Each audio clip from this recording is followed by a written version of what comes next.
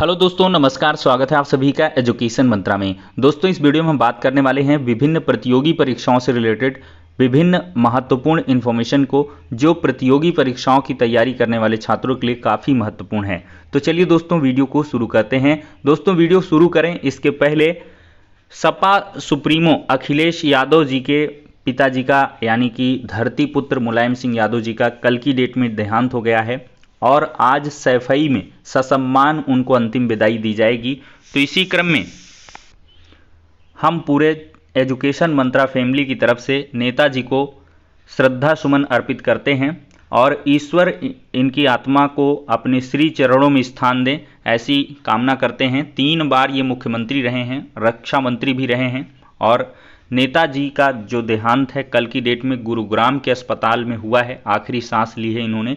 आज पीएम नरेंद्र मोदी भी पहुंचेंगे और कल की डेट में देखा जाए तो गृह मंत्री अमित शाह जी और योगी आदित्यनाथ जी ने खुद जाकर के सैफई में जो श्रद्धा सुमन है अर्पित किए हैं।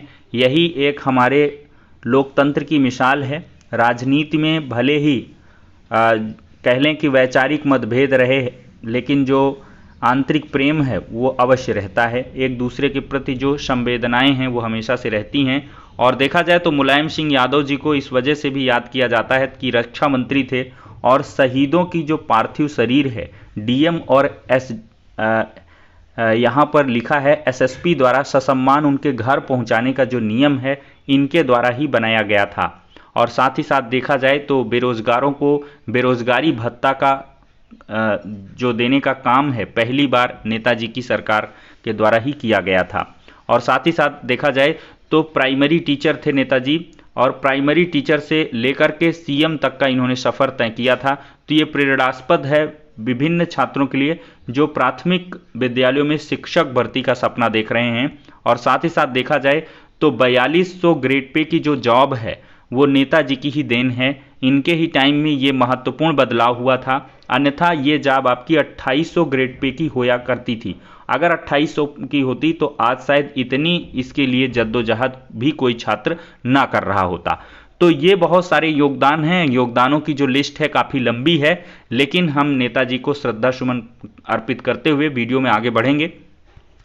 देखा जाए दोस्तों तो आज की डेट में 15 से देखा जाए तो यूपी पेट की तैयारियां हो गई हैं और तैयारियां जो हैं इस कदर हो रही हैं कि कोई कहीं से भी किसी भी प्रकार की जो मिस्टेक है ना होने पाए। डीएम सूर्यपाल गंगवार ने सोमवार को बैठक में सभी केंद्रों पर शांतिपूर्ण ढंग से परीक्षा कराने के लिए केंद्र व्यवस्थापकों और नोडल अधिकारियों को निर्देश दिए हैं। परीक्षा की निगरानी के लिए 33 सेक्टर मजिस्ट्रेट 106 स्टेटिक मजिस्ट्रेट की नियुक्ति की गई है।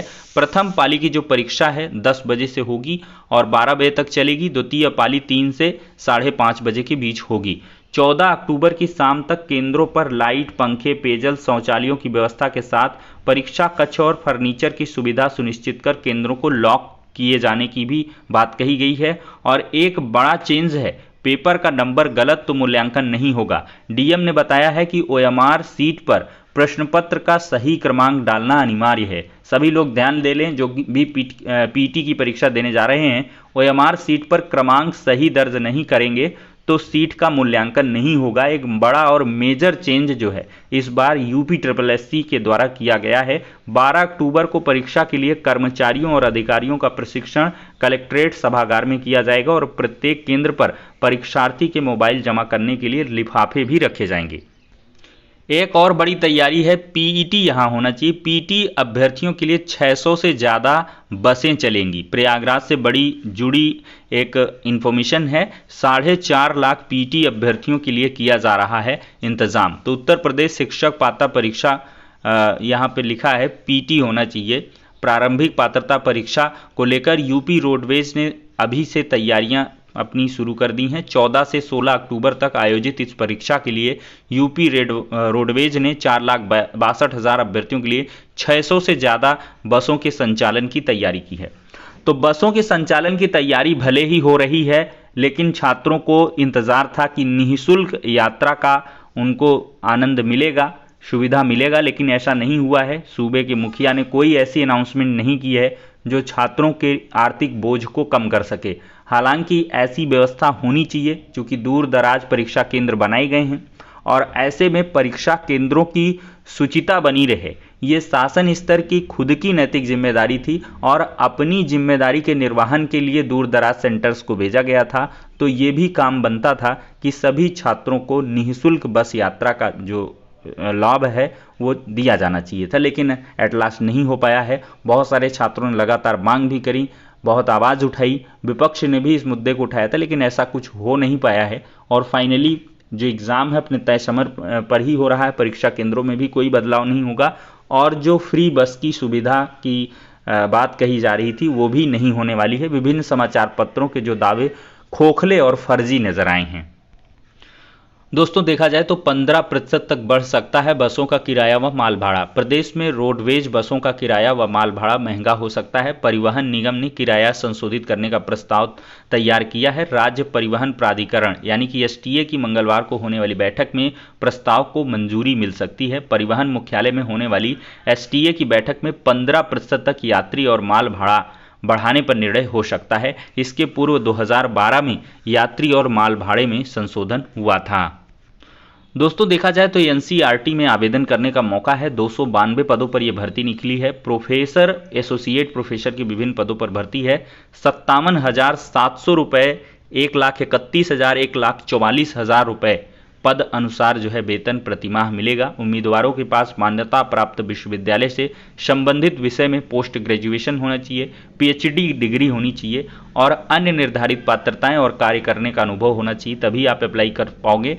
इच्छुक जो अभ्यर्थी हैं 28 अक्टूबर 2022 तक आधिकारिक वेबसाइट पर जाकर आवेदन कर सकते हैं। आवेदन शुल्क अच्छा खासा 1,000 रुपये लिया जा रहा है। ncert.nic.in ये ऑफिशियल वेबसाइट है। शैक्षणिक योग्यता के आधार पर शॉर्टलिस्ट किए गए अभ्यर्थियों को साक्षात्कार के लिए बुलाया जाएगा। साक्षात्कार में उपस्थित होने वाले उम्मीदवारों के मूल दस्तावेजों का सत्यापन किया जाएगा। चयन से संबंधित विस्तृत जानकारी के लिए कृपया ऑफिशियल नोटिफिकेशन को अवश्य देख लें। यहाँ पर और भर्तियाँ हैं एसपीयूपी में सीनियर जूनियर साइंटिफिक असिस्टेंट की, और यहाँ पर BSc, MSc, BE, BTech, MCA degree और अन्य निर्धारित पात्रताएं होनी चाहिए। एग्ज़ाम भी है। 950 रुपये आवेदन शुल्क है। ऑफिशियल वेबसाइट को देख लें। और यहाँ पर चंडीगढ़ हाउसिंग बोर्ड से 89 पदों पर क्लर्क, लॉ ऑफिसर की भी भर्ती है। और यहाँ पर मैट्रिक हो, ग्रेजुएशन हो, संबंधित विषय में इंजीनियरिंग डिग्री हो, तो आप लोग इसमें ऑनलाइन आवेदन कर सकते हैं। और 800 रुपये आवेदन शुल्क है। 31 अक्टूबर तक आवेदन किया जा सकता है। दोस्तों देखा जाए तो कल की डेट में बहुत ही महत्वपूर्ण मैटर सुना जाएगा। बीएड बनाम बीटीसी का जो मामला है सुप्रीम कोर्ट में लगा हुआ है और इसकी जो सुनवाई है वो सुनिश्चित है और कल की डेट में पूरी उम्मीद है कि ये मैटर फाइनल हो जाएगा। और बहुत कुछ हुआ तो एक आध हियरिंग और इसकी लगातार हो सकती है, क्योंकि फाइनल मोड़ पर है। और सुप्रीम कोर्ट ने पिछली बार ऑर्डर में साफ तौर पर मेंशन किया था कि अब कोई भी मौका नहीं दिया जाएगा, this is the last and final date of hearing.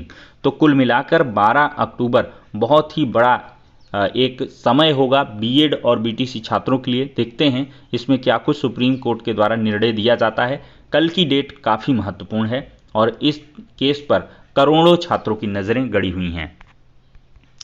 दोस्तों देखा जाए तो टीजीटी 2021 प्रतीक्षा सूची की काउंसलिंग की घोषणा की जाए। माध्यमिक शिक्षा सेवा चयन बोर्ड पर प्रदर्शन करके अभ्यर्थियों ने मांग की है।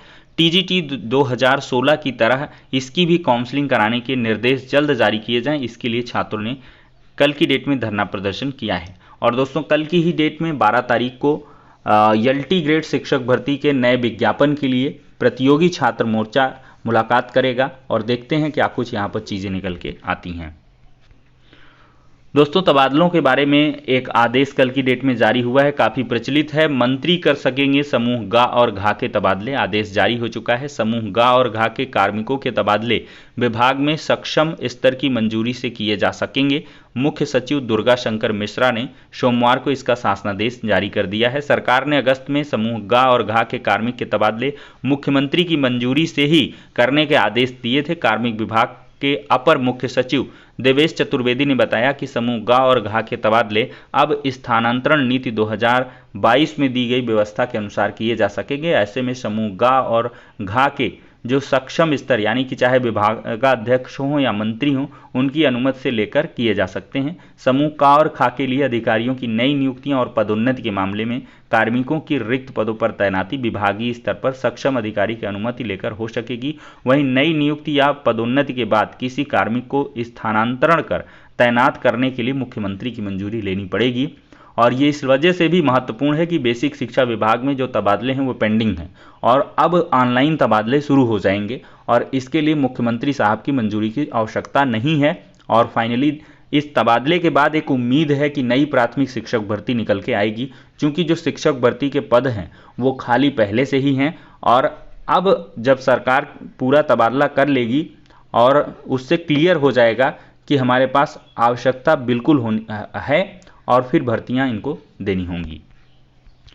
तो दोस्तों ये हो गया आज का महत्वपूर्ण वीडियो। अगर पसंद आया हो तो लाइक एंड शेयर करें। नेक्स्ट वीडियो में मिलते हैं।